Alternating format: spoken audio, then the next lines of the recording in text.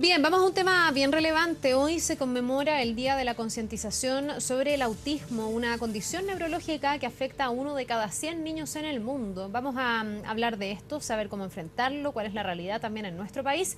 Para eso nos acompaña la doctora Catalina Castaño, psiquiatra del niño y adolescente de la Red de Salud UC Christus. Doctora, muchísimas gracias por estar con nosotros y bienvenida. Hola, gracias. Primero quisiera partir de lo más básico, entendiendo que es el autismo, y aquí entiendo que caso a caso es muy distinto porque estamos hablando de una serie de manifestaciones dentro del espectro autista. Uno tiende a confundirlas y hablar del autismo como un todo, digamos, como un solo tipo. Claro, en el fondo el autismo se clasifica en salud mental dentro de los trastornos del neurodesarrollo. Ya. Y con cosas que son tan diversas como, por ejemplo, la discapacidad intelectual, el déficit atencional, que es algo que uno ve como un poquito más leve, por ejemplo, por decirlo de alguna forma. Y incluso, y en el último tiempo además se cambió un poco la definición. Antes tú tenías trastornos generalizados del desarrollo y dentro, como una categoría aparte, estaba el Asperger, que no sé si como Sí. que la gente lo habla como que fuera otra cosa. Ahora es solo trastornos del espectro autista que van desde pacientes que son no funcionales a pacientes que funcionan completamente normal, por decirlo de alguna forma, como Entonces el nosotros. Asperger, por ejemplo, es una de las manifestaciones dentro del espectro autista, digamos. Exactamente, o sea, dentro del espectro el Asperger son los autistas que nosotros llamamos de alto funcionamiento. Una paciente del espectro autista de alto funcionamiento es una persona que va al colegio, después va a la universidad, trabaja, muchos pueden llegar a casarse, tener hijos. Ahora, más allá de que en cada caso y de individuo a individuo la manifestación de cualquiera de estas como condiciones del espectro autista, digamos, vaya a variar, me imagino que hay factores que son comunes. ¿Qué es Sí. lo que caracteriza? Lo primero que hace sospechar, por ejemplo, para llegar a diagnosticar algún tipo de trastorno dentro del espectro autista. Hay dos características que son las fundamentales y en el fondo sin las cuales no podemos hacer el diagnóstico, ¿ya? Una de ellas es, por decirlo de alguna forma también, un trastorno en la habilidad social, ¿ya? Y cuando hablamos de habilidad social, esto tiene que ver con habilidad social, por ejemplo, la comunicación entre nosotros, ¿ya? Puede ser también en comprender las comunicaciones sociales del resto, ¿ya? Muchos pacientes del espectro autista no entienden las bromas, por ejemplo. O no sé, tú les puedes hablar de tus sentimientos y no entienden que tú sientas cosas que ellos no son capaces de percibir. Ya no entienden las bromas, no entienden, por ejemplo, ciertos códigos sociales, como por ejemplo, no sé, pues cuando yo llego a la casa, porque me invitaron a comer, llego a la casa de alguien, llevo un regalo. Pero ¿por qué tengo que llegar un regalo si no está de cumpleaños, por ejemplo? Como que ese tipo de cosas son las que les cuestan. Ya.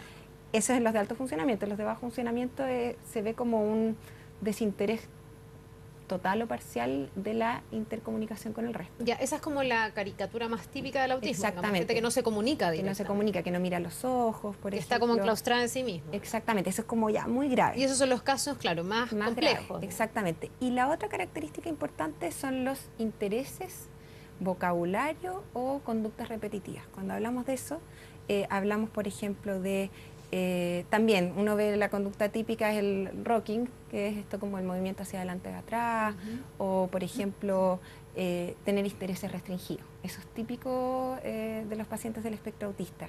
Intereses restringidos, como por ejemplo me gustan los dinosaurios, me sé todos los nombres de todos los dinosaurios. O algo como clásico que nosotros vemos ahora, porque justo salió el Transantiago hace bueno, ya todo tiempo atrás, pero por ejemplo es un clásico que los niños lleguen sabiéndose todas las líneas del Transantiago, con sus paradas, con dónde van, los colores de los buses, o sea, todo lo que sea clasificable normalmente les puede llegar a interesar. Esos son como intereses restringidos. O puede ser también conductas repetitivas en el lenguaje.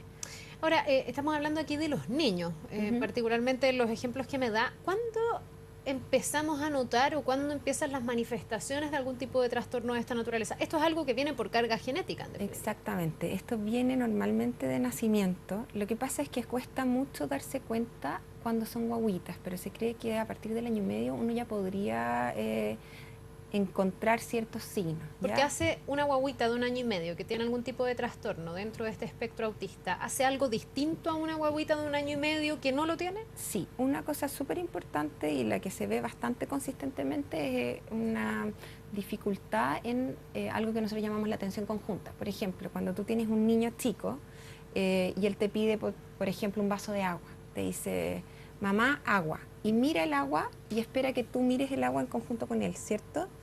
Alguien del espectro autista, por ejemplo, en vez de buscar tu mirada para que tú mires donde él quiere que mires o buscar tu atención para que juntos vean algo, te va a pescar la mano y te va a poner la mano al lado del agua.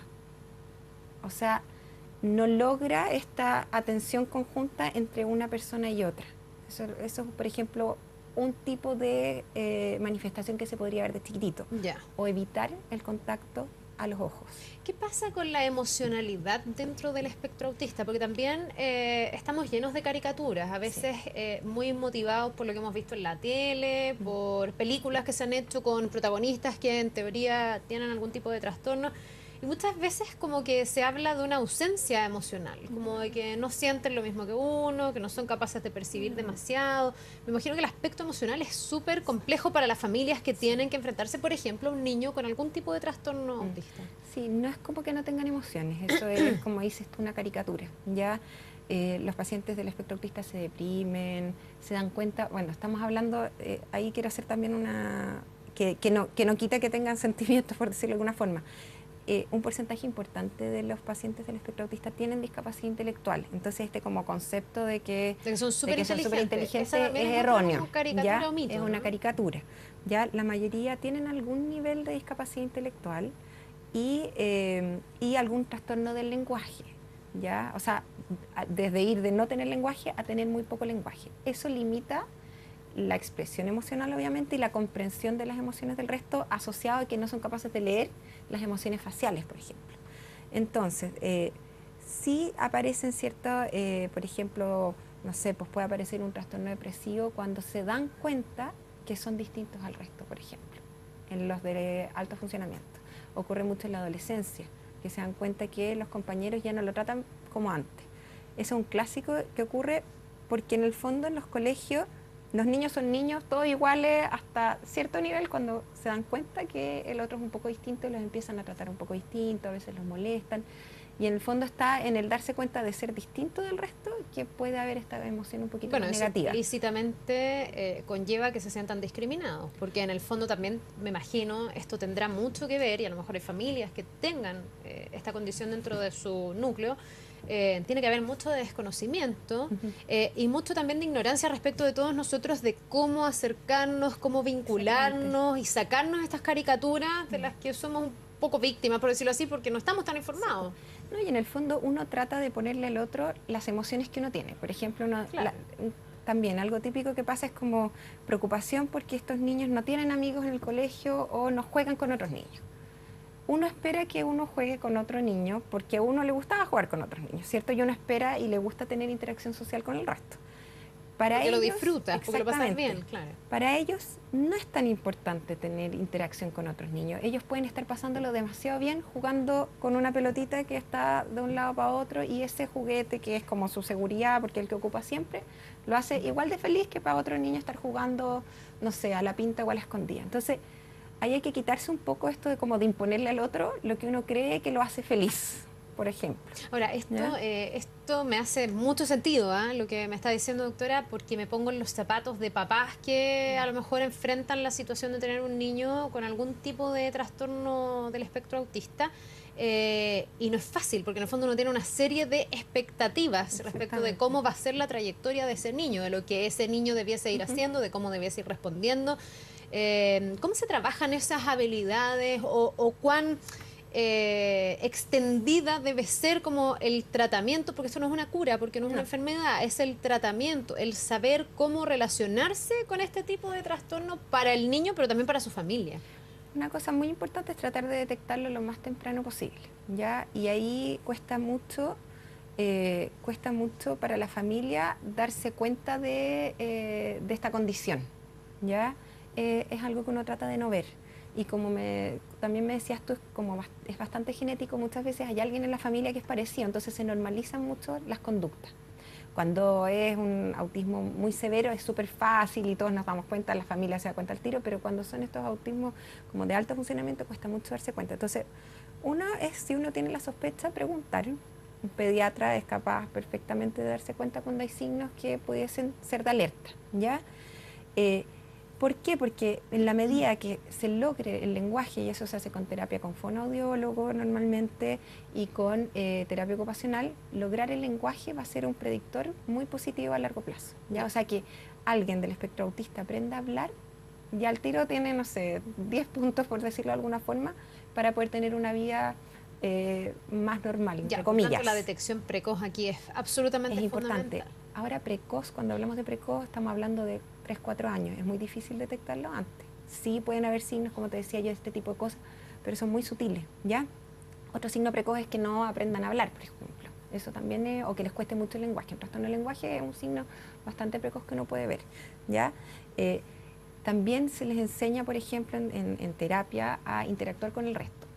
Hacer también un ejemplo súper burdo, pero no sé, cuando te encuentres con alguien, pregúntale cómo está, aunque no te interese, ¿ya? Porque eso va a hacer que el otro se interese un poquito más en ti. Se les enseñan ese tipo de cosas como para poder interactuar con personas cuando van a comprar o cosas de ese tipo. Ya, ¿Ya? pero aquí básicamente se trata de mejorar las capacidades o las herramientas para que este niño se relacione con el mundo y para que el mundo se relacione con el niño. Exactamente. No existen aquí tratamientos farmacológicos ni nada que vaya a cambiar la condición, porque esto es como nacer, no sé, con el pelo rubio en el fondo. Sí. Es O una ser condición diabético, genética, ponte no tú, es no una sé. enfermedad. Es que muchas veces Sí. se tiende a creer que todo esto es una enfermedad y nada que ver. No, hablamos más como de una condición, como dices tú. Ya uno es así y va a seguir siendo así.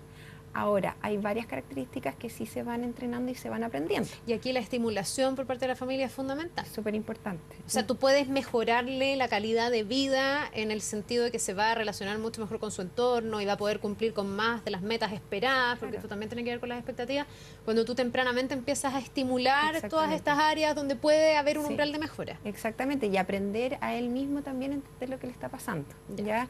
Porque esta cuestión de no poder leer emociones también pasa que cuesta leer las emociones propias, ¿ya? Y otra cosa también que pasa es que uno cree que como la caricatura del autista es el que no habla, ¿cierto? Pero parte de esta como inhabilidad social también es al revés. Es como puede ser, por ejemplo, alguien del espectro autista puede ser como pegote, por decirlo de alguna forma, y que inadecuadamente se te acerca y te empieza a preguntar cosas o que transgrede un poco los límites de lo que es socialmente aceptado, ¿ya? Para no tener esa como idea de que el autista está sentado en la esquina, que es la caricatura que se hace y cuando se ocupa como insulto, por ejemplo, se le dice a ese tipo de personas. O sea, más que insulto, yo creo que con liviandad absoluta. Sí, sí, o sea, y ese es algo como bien Un error que importante. cometemos todos. Exactamente, Como- como un mensaje de tratar de no usar este tipo de cosas como un insulto, como para caracterizar a las personas. Doctora, me llama la atención el que se diga que ha ido aumentando exponencialmente el diagnóstico de trastorno o de alguna manifestación del trastorno de espectro autista.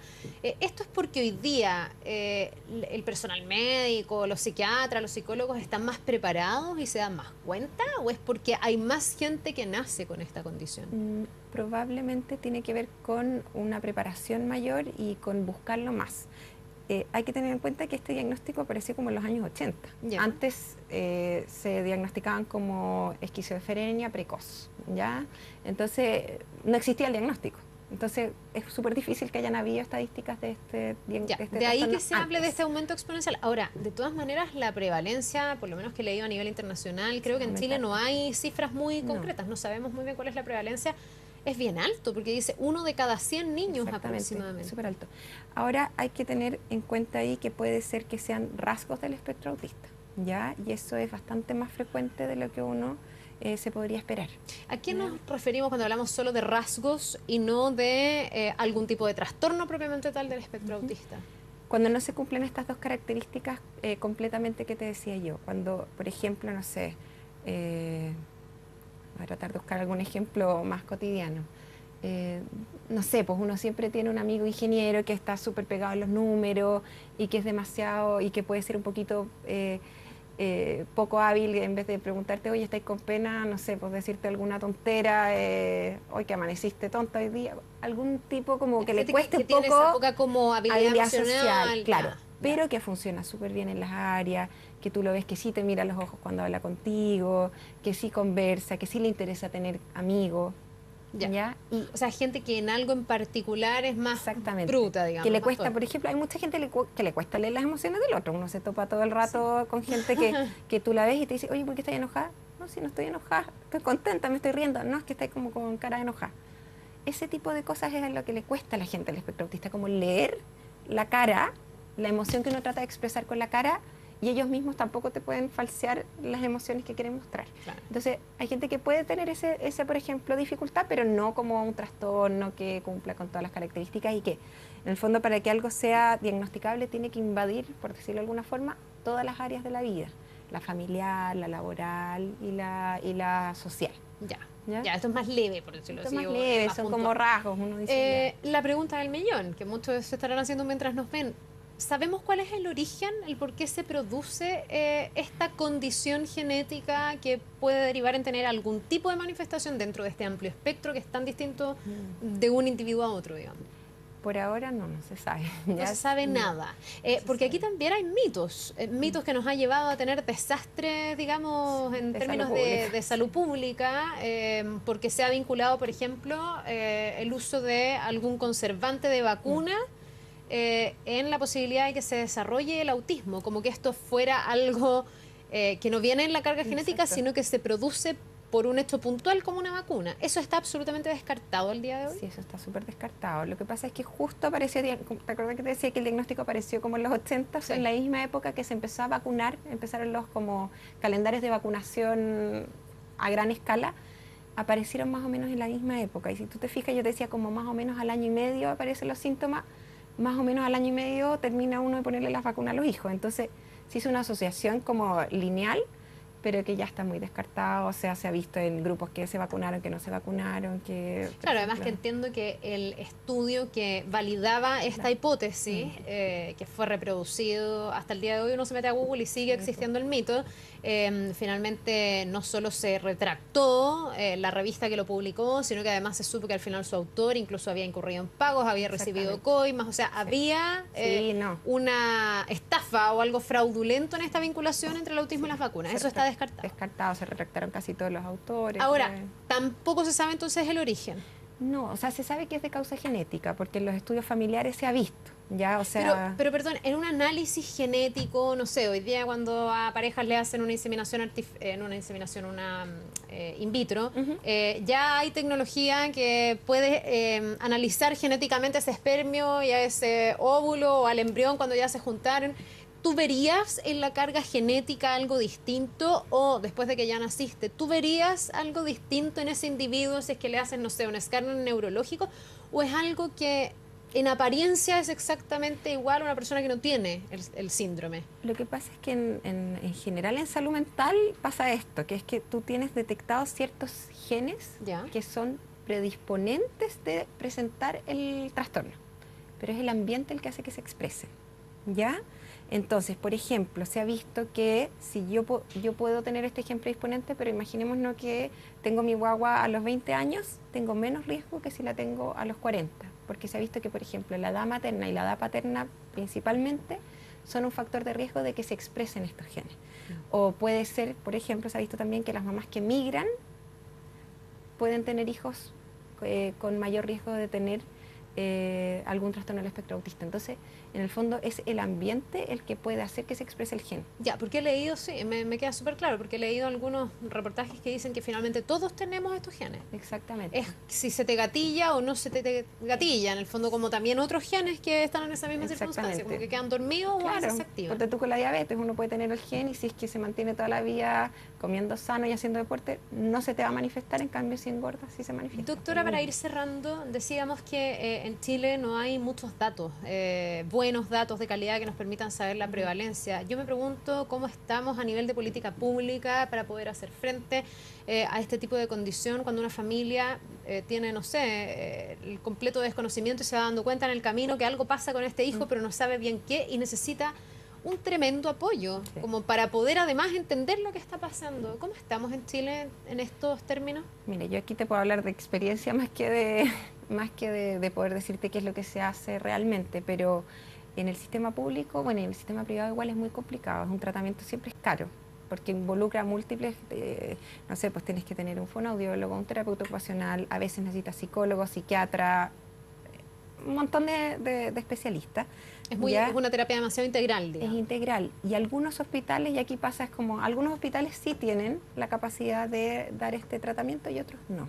Sí, lo que hay son ciertas fundaciones. Por ejemplo, está la Fundación ASPAUT, que es la Asociación de Padres de Personas Autistas, y ellos, por ejemplo, reciben pacientes, hacen el diagnóstico y dan tratamiento, pero hay listas de espera tremendas para poder entrar con el hijo a un tratamiento en una fundación como esta, por ejemplo. Entonces, si tú me preguntas, y son acá en Santiago, yo desconozco si hay fuera de Santiago la posibilidad.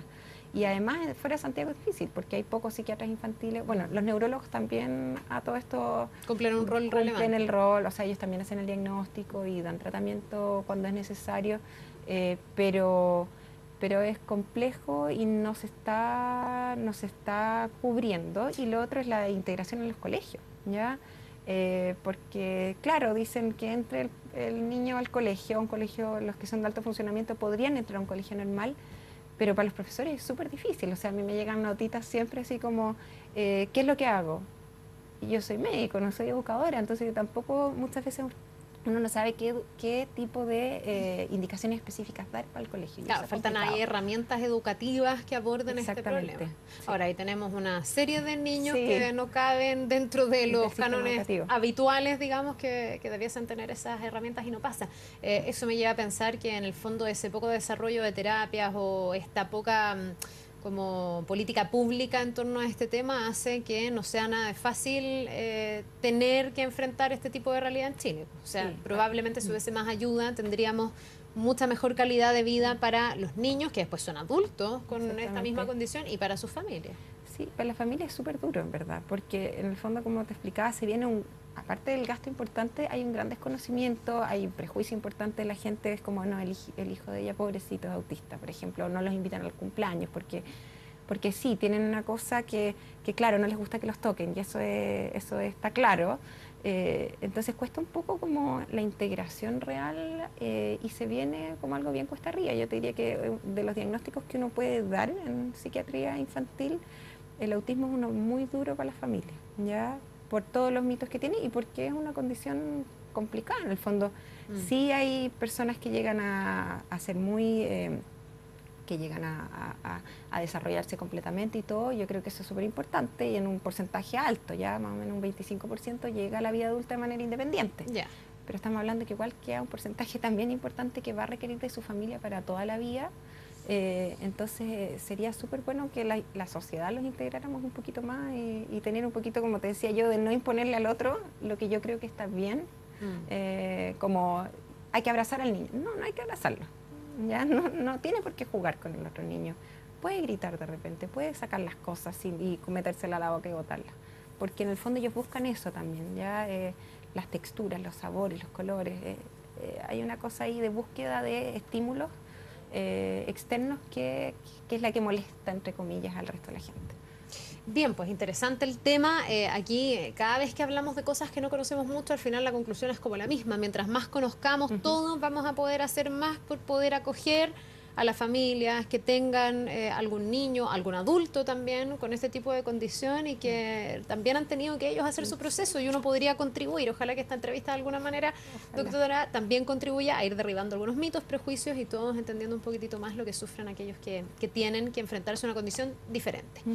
Que le vaya muy bien. Muchas gracias. Que tenga una buena jornada. Gracias. Buen día, nos vemos. Vamos a ir a una pausa cortita. Estamos de vuelta de inmediato con más.